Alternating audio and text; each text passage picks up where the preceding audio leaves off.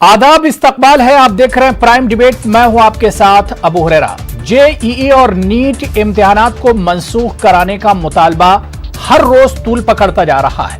तलबा का कहना है कि कोरोना के दौर में इम्तिहानात में बैठना इनके लिए मुनासिब नहीं है। वहीं सरपरस्त वालिदैन और अपोजिशन पार्टियां भी इस इम्तिहान के खिलाफ लगातार आवाज उठा रही है। आज कांग्रेस सदर सोनिया गांधी ने 7 वज़राए आला के साथ मीटिंग की। ममता बनर्जी ने इस मामले पर कहा कि सबको एक साथ सुप्रीम कोर्ट का दरवाजा खटखटाना चाहिए। वाज़ेह है कि जेईई और नीट के इम्तिहानात में अब बहुत कम वक्त बचा है और सुप्रीम कोर्ट हालांकि इससे पहले इन इम्तिहानात को कराने की इजाजत दे चुका है।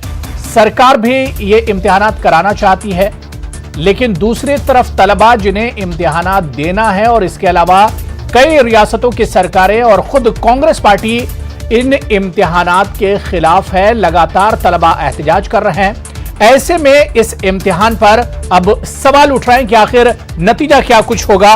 तलबा इम्तिहानात देना नहीं चाह रहे हैं, लेकिन सरकार इम्तिहान कराना चाह रही है। इसका नतीजा आखिर क्या कुछ होगा, इसी पर हम बात करेंगे। बहुत खास मेहमान मेरे साथ जुड़े हुए हैं। मैं अपने मेहमानों का आपसे तारुफ करा देता हूं। मेरे साथ कलीमुल